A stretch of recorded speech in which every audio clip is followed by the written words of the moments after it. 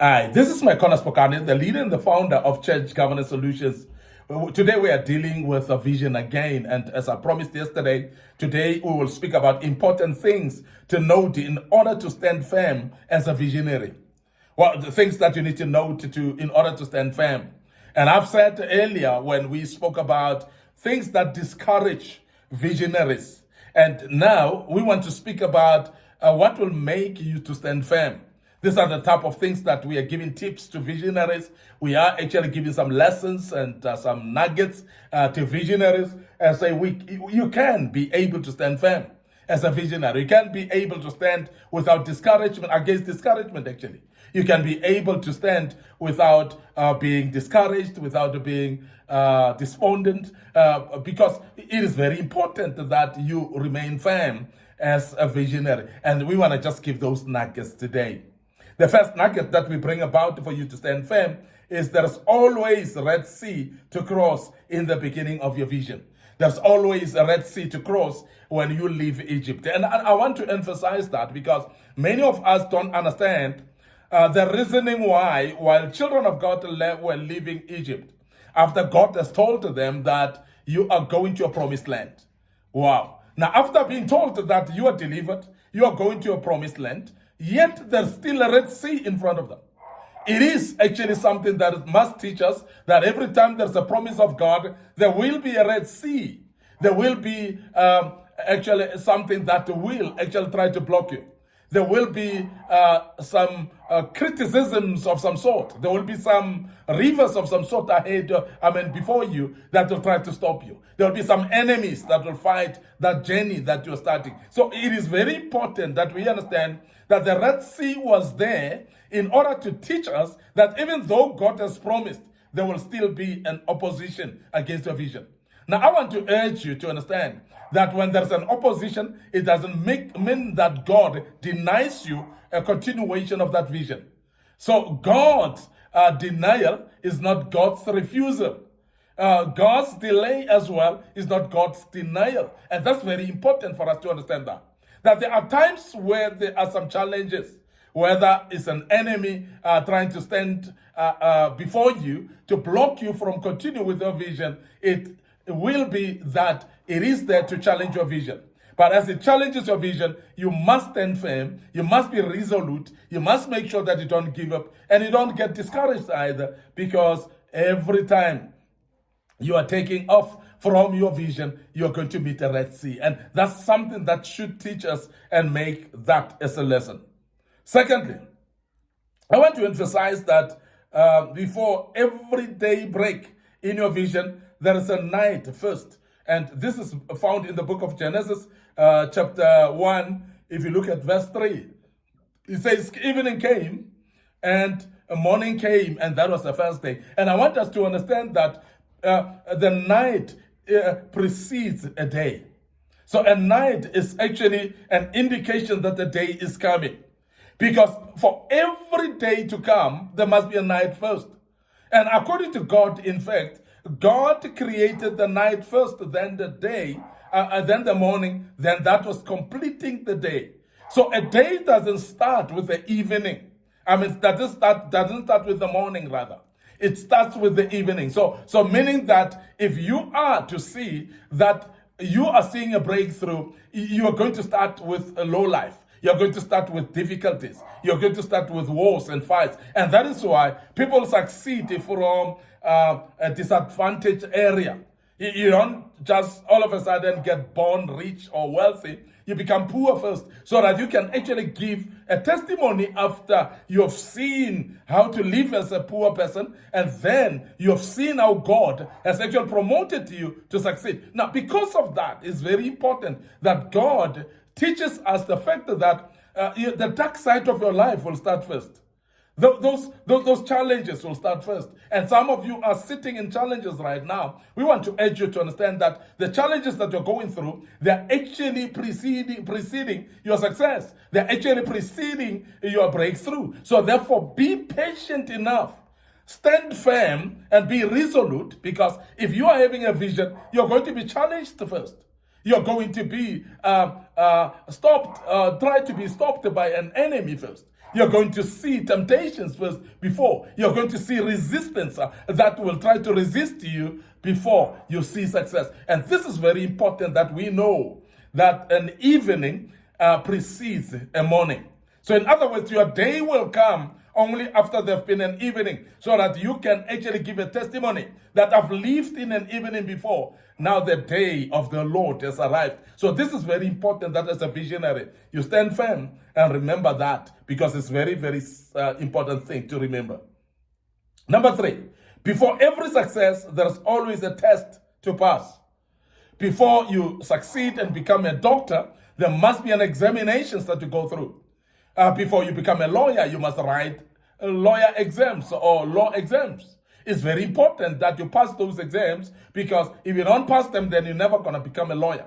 If you don't pass those medical school test or exams, you're not going to become a doctor. So you need to go through that, so that when you pass, then you're called a doctor because you've passed the test. So the same with a vision. And I want to urge you to understand that, because that will help you to stand firm when you know that the challenges of being successful, they come first by being tested.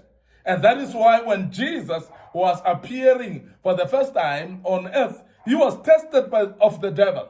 And you know the temptations that he has put him through, but Jesus conquered them. It is an example to tell us that when a vision unfolds in your life, there will always be a test for that vision. There will always be those exams that you have to pass. Because before you pass those exams, then you will not see the break of day for that particular vision. So it's very important that you stand firm and know that the exams are not there to kill you, but they are there to make you pass so that you can succeed in your vision. Very important. Number 4, every miracle for you, God will involve you. There's no miracle for you that will not involve you. And this is some principle that God has put up, and many people are not aware of that. That there are people like false prophets that will come to you and come and tell you about a miracle money and so on. And you find that you're not involved. You're excited about this, but most of the miracles that are without you, or the so-called miracles that are without you, are witchcraft. And many people have actually started believing in that. But I want you to know that any miracle that God want to perform for you, God will involve you. And this is something that we need to remember. That's something that we need to know. Because if you don't know that, you are going actually to miss out to understand that God functions in this way. He involves you in the miracles that he performs for you, so that you can testify and say, I've seen the Lord working with me. Now, God involves you in your miracle so that you can see him in that miracle. God walks with them when they were crossing the Red Sea, and he parted the waters, he made the land dry. He was with them in that particular miracle. So God will use you in performing the miracle. And he didn't want them to fly over the Red Sea, but he wanted them to walk through the Red Sea. So they needed to walk through the Red Sea to experience the miracle themselves, because if they were to fly through, and God would have actually done the miracle without them. Now, I want to say that God, for every miracle that he does that through you, and he does any miracle for you through you, and nothing without you for you. And this is a very important principle that we want to emphasize as Church Governance Solutions, and we want to let you know that you need to stand firm in the vision or along the road towards the vision completion. The other thing is, having a vision does not mean maturity. Therefore, you still need what we call continuous learning. You still need to study, you still need to empower yourself, because many people that are having visions or gifts of God, they actually claim to be matured, because they think that a vision will make you matured, and that's not right. And I want to let you know now, as a young man or as a young lady, that if you're faced up and God has given you a vision, it's up to you. It's prerogative to you to go and study. Please study, please learn, please know more, because if you don't actually continue learning in your life, you may actually do something foolish that will destroy the vision or make you not to reach the destiny of that vision. So please make sure that you study to show yourself approved, so that you can be able to articulate with wisdom the vision and be able to be a matured person that runs the vision with maturity, because children cannot run a vision. So therefore, we need matured people to run a vision, and that maturity comes with learning. So please be aware that it is very important that you learn while you've been given a vision by God. Every visionary develop out of a predecessor or a mentor. So I want to emphasize that visionaries developing out of a successor, or a visionary develops out of a mentor. And we have seen people like Moses, who have been actually mentored by God in the beginning. But in the main, you'll realize that people like Joshua are the ones that are coming really to run the vision and to continue with it, because they've been mentors ahead of them in the form of Moses. So you'll realize that it is very important that as a visionary, you need somebody who might have walked the walk first. And those people that may have walked the walk may not be in a vision that is in line with a vision. But the fact that they've been in a vision, these people can help you in walking and taking care of a vision. So I want to emphasize that you need a mentor. I want to emphasize that you need somebody who will lead you. Somebody will be a father to you. Somebody will be a mother to you. Somebody who will help you. And for an example, you remember that children, for them to walk, they would have seen an individual who's an adult walking. Otherwise, they would not walk. Now, children, for them to start talking is because they've seen or heard somebody talking, so otherwise they would not talk. So this is exactly the same with a vision as well. You would not articulate it properly if you don't have somebody that has walked the walk first that you could look up to. It's very important then that as a visionary, you look up to somebody who is actually helping you to walk the walk. Very, very important. Now, before fulfillment of your vision, there's always a Jordan to cross.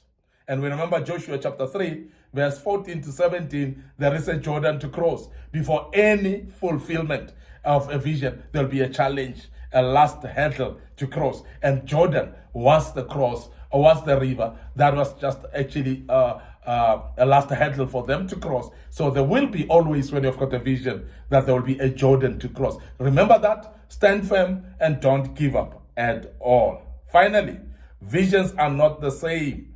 So therefore, your vision is unique, and it cannot be compared with other visions. So please be careful of comparing your vision with other people's visions. We have said this in the past lessons as well, because when you compare, that will discourage you. For you to stand firm, don't compete with other people.